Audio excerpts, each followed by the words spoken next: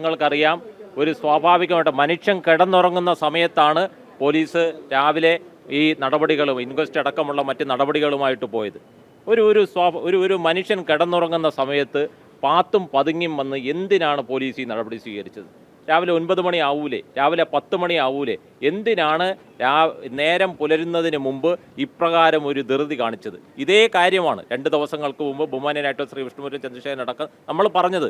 എന്തിനാണ് ഇങ്ങനെ RDO അടക്കം ഒരു ധൃതി അന്ന് കാണിച്ചത്? അന്ന് നമ്മൾ ചോദിച്ചു, എന്തിനാണ് ഈ ധൃതി നിങ്ങൾ കാണിച്ചത്? എന്തെങ്കിലും ഒരു വാക്ക് നിങ്ങൾ ഈ കുടുംബത്തിനോട് പറഞ്ഞിട്ടുണ്ടോ?